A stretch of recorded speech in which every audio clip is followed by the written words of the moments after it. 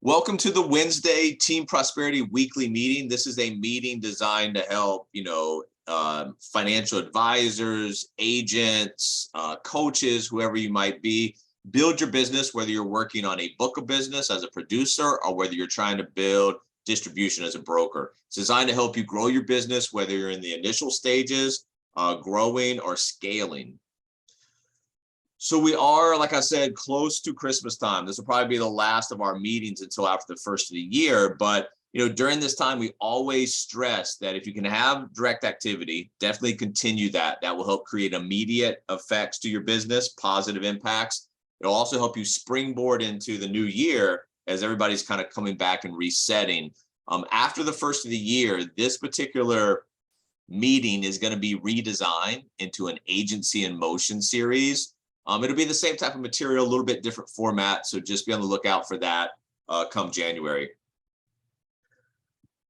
Money matters, guys. And I know we've been bringing this up for the last number of weeks, but you have to understand that you're on the forefront of something that from a macro standpoint is a huge opportunity. And then depending on how you're attacking that opportunity, the micro stuff that you've got put in place should help you capitalize. Financial wellness is a huge buzzword right now, financial literacy, how money works, all of this stuff reverts back to the fact that money matters, and it's going to matter more and more and more going forward.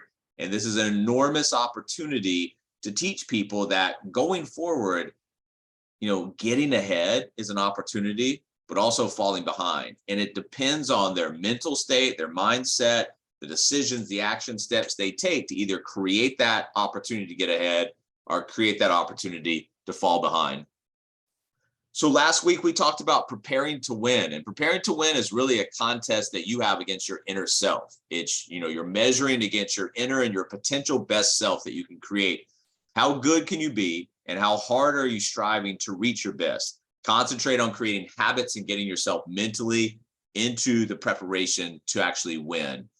And this week we're going to talk about building momentum. Momentum comes from action, and that action, if it has intention, it has, energy behind it, it's going to create progress and growth for your business. So momentum itself is, just like we teach our clients, the compounding factor of money, either working for or against them, momentum either works for or against you. So, marketing, conversations, building your book or your agency, the activity that you have. And just like money compounds, so does activity. So you yourself need to create momentum, and it's not a start stop. Once you press that accelerator, keep going at a constant rate of speed, because if you back up, if you take your foot off the accelerator, and if that start stop motion continues, it's almost like you never start to begin with. And then once you do that, surround yourself with like-minded people. Success is a group activity.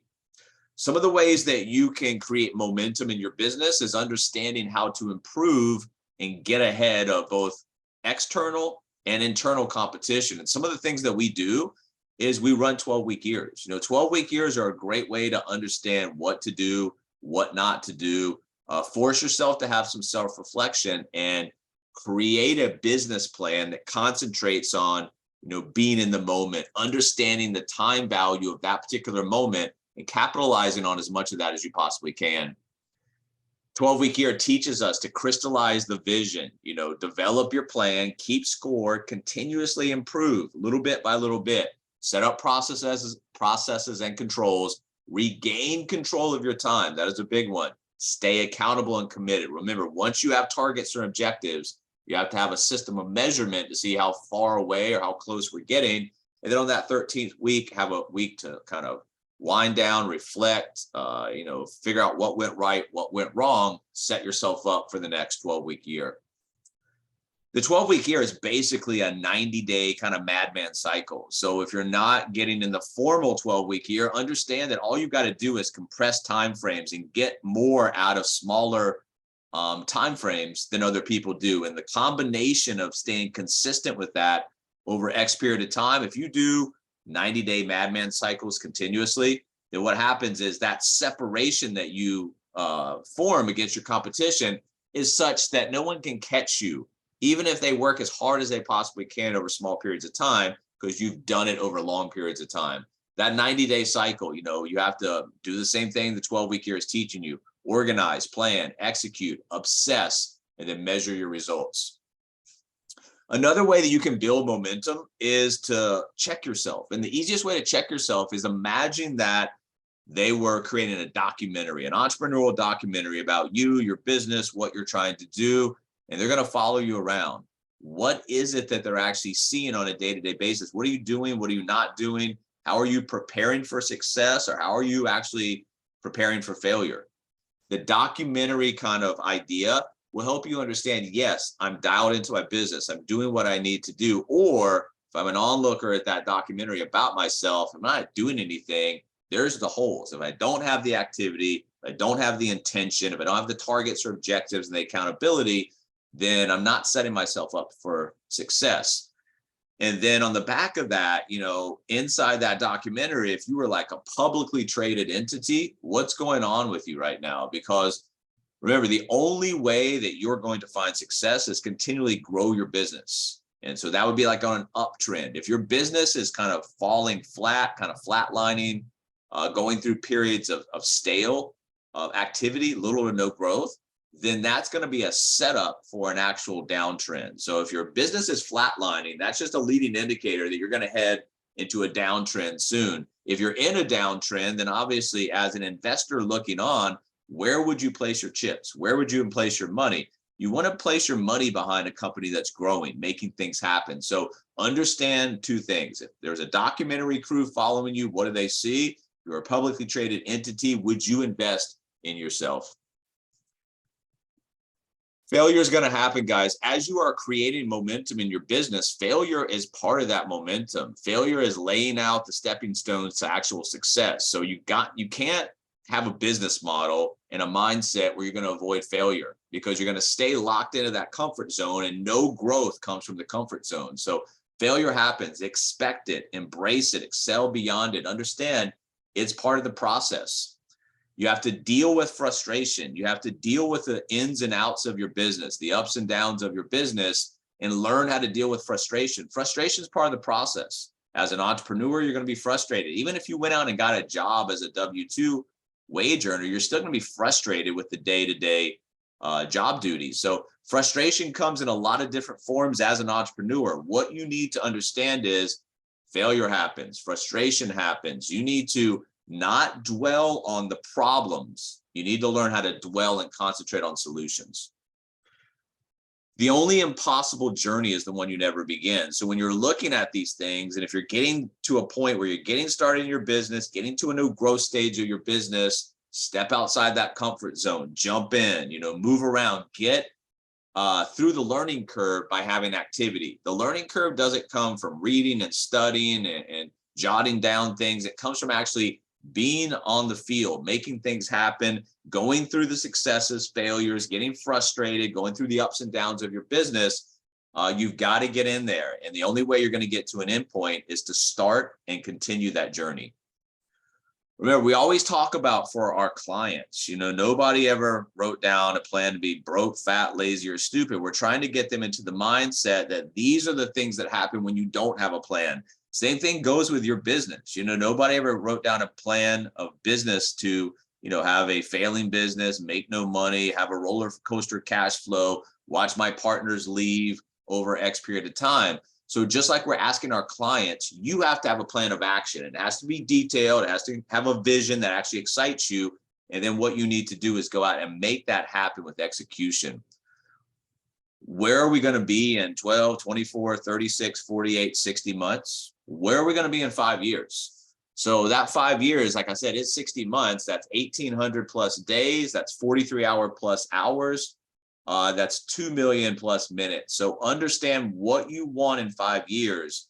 That goal that you have over X period of time, however far you're looking to the future, has a direct related option to what you're doing today for activity. So what you do today has a direct correlation with some of those goals that you're trying to get down the road. So understand, like we talked about, the 12-week year teaches you to be in the moment, understand the value of that time, and be great in that moment.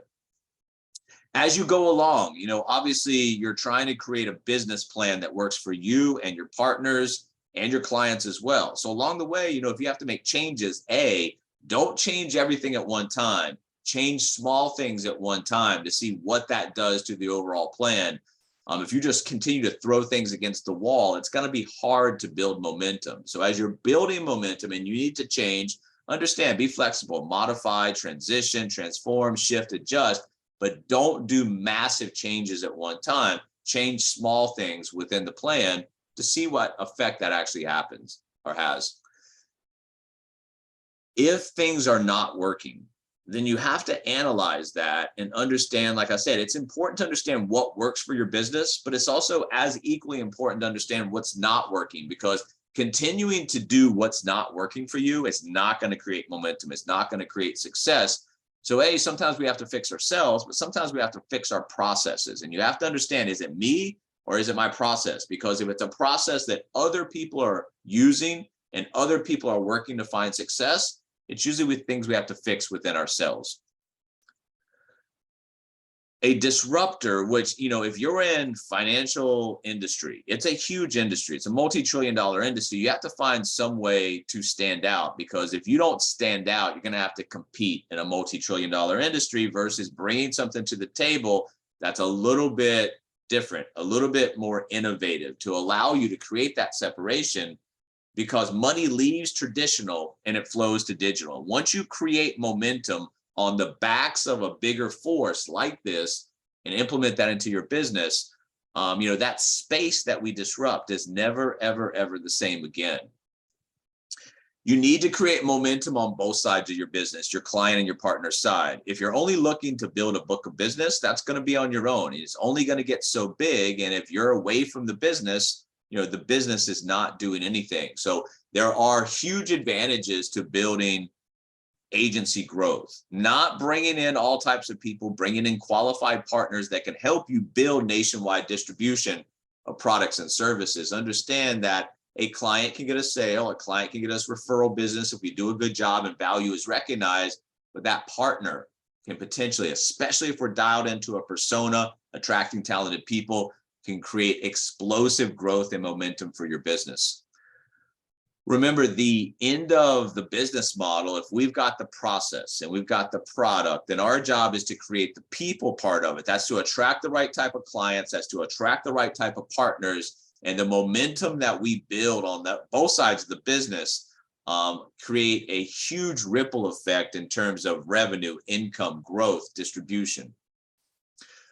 You don't have to build a huge agency of 1,000 people. You need to concentrate on attracting talent, bringing in the right people, and then working with them. Remember, momentum is created in a lot of different ways in your business, but if you're talking about recruiting momentum, understand that attracting talent and then getting them off to a quick start, helping them understand, getting them past the learning curve, getting them into a systematic approach that's already proved successful is going to be greatly beneficial for the momentum part of your business. 7 to 10 people will really ignite this business for you. So like I said, not bringing in massive amounts of people and wasting your time, bringing in small groups of people that are qualified, that go through a series of checks to make sure that you're bringing in the right person, and then spend time with them. Remember, recruiting does not end when they come in. It's about a 90-day process after that to get them up and going.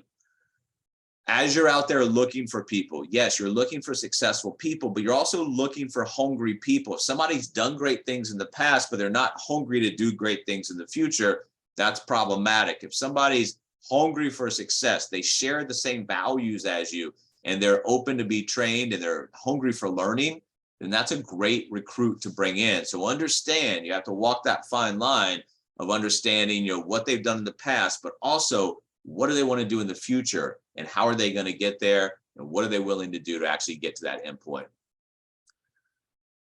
For us, we have to stop waiting for things to happen. Remember, this is not reactive where we're just sitting around trying to run out of clock. This is proactive, going out there and actually making things happen, being excited about your business, having a plan of action, executing, but also being excited about the business. You have to create excitement, because The emotional transfer of what you're trying to do on the client or partner side is going to build momentum or not. If you're not excited about what you can do for your clients, you're not excited about what you can do for your partners, that's going to come out in your conversation, and that's going to be a negative. On the other hand, if you are excited, it's going to be a positive. So understand momentum comes from, what you say, how you say it, who you talk to, and what the response is going to be.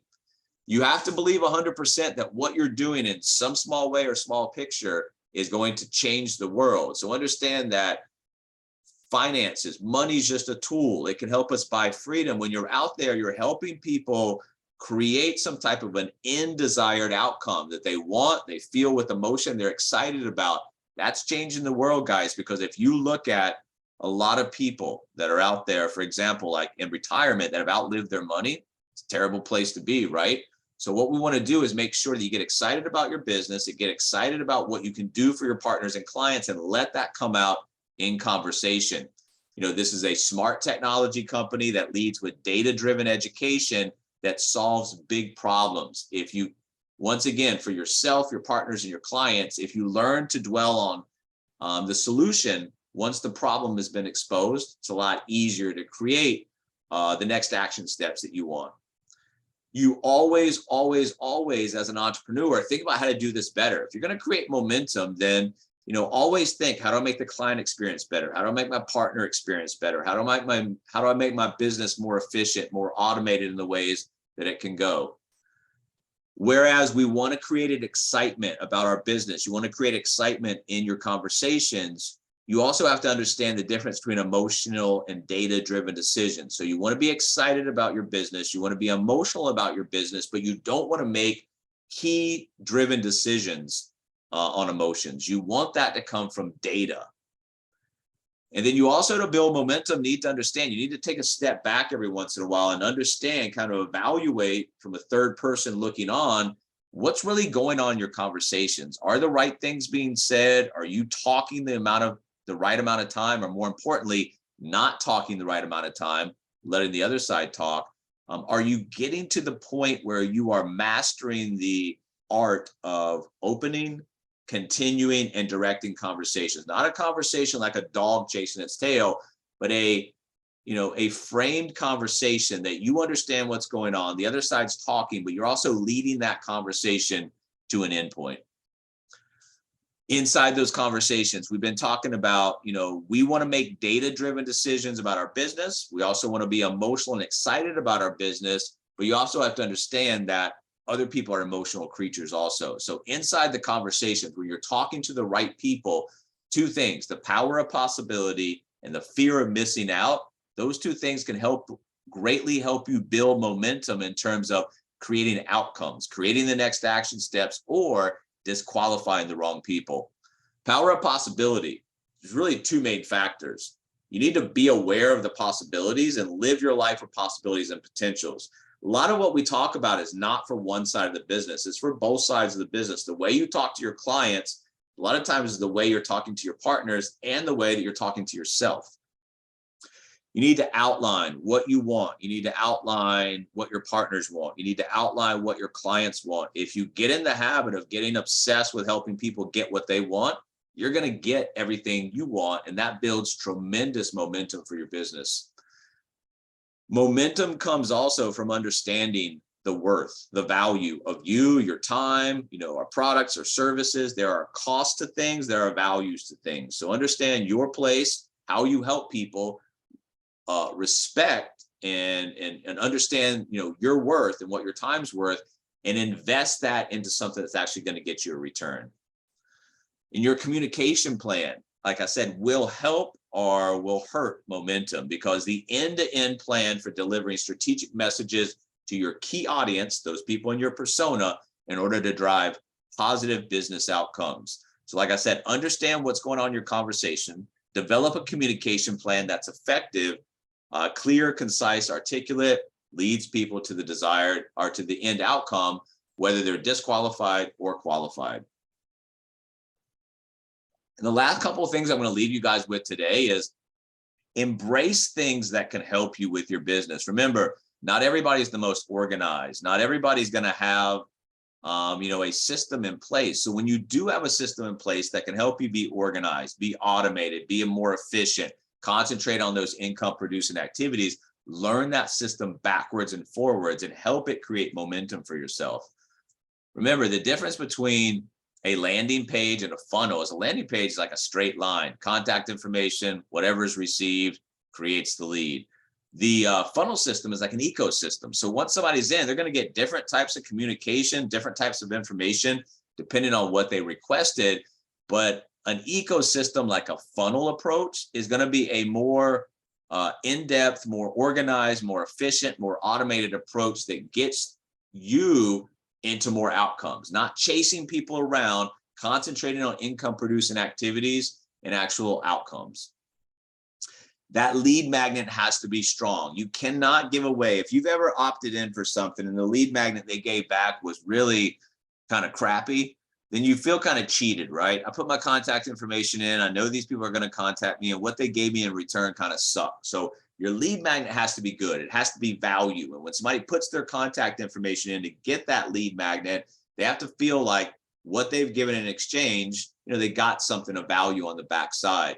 So when you're out there, when you're trying to build momentum for your business, you need to understand that when you are identifying people in your persona, hey, you are X, here's why that can help you do whatever it is that you're trying to do. And when you're dialed into your persona, most of the time, their pain points, their motivating factors. So when you're talking about here's something that can help you do whatever it is that you're trying to do, you've identified the person, you've offered value. Now you're creating a lead from that gives you actually a reason to contact them, something to talk about, whether it's email, social, blog, however you're creating your leads, the landing page form, the value-based proposition, the lead magnet, that offer is given, the leads generated.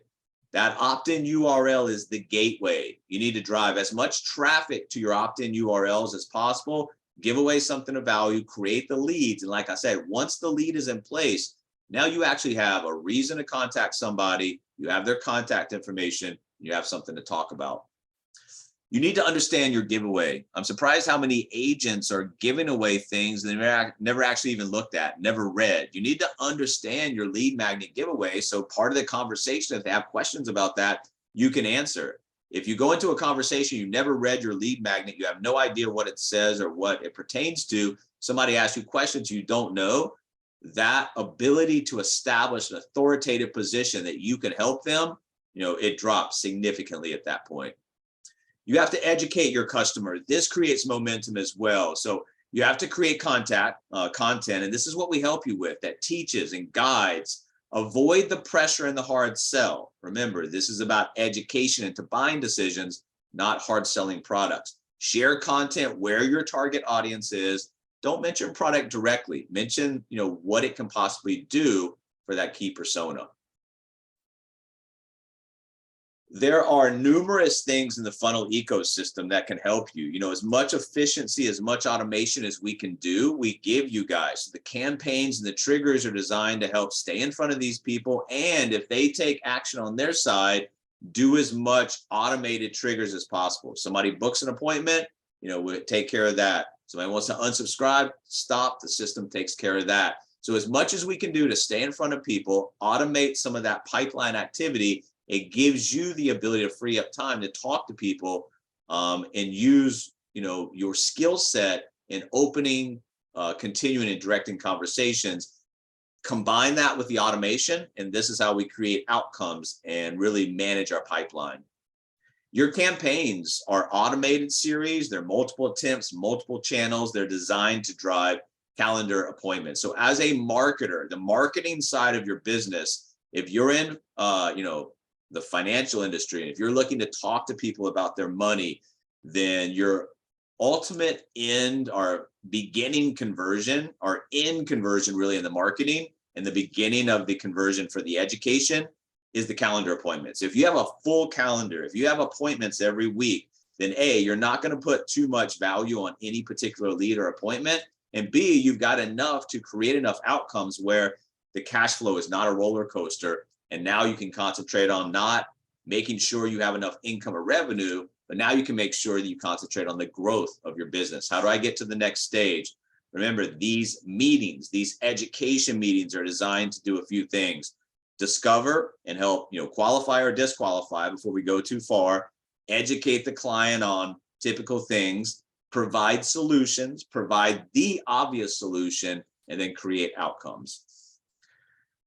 The more that you get as far as calendar meetings, obviously the more outcomes you create. The more outcomes you create, the more percentage of positive outcomes you create. And then inside those education meetings and sales meetings, you can actually get better at what you do. Remember, our business is designed to help you grow. We have that virtual assembly line. Marketers, managers, and educators are consultants. You can work a role for a while, work another role. It's designed to help you be able to earn also while you learn. You never have to do some of these roles, but you can definitely grow into these roles. All of these education roles, the consulting roles, are designed to basically, create answers, finding, conclusions, results, solutions, and outcomes. But basically, at the end of the day, you're creating a fork in the road. Hey, you can go this way or that way. You continue to go down this way. This is probably what it looks like.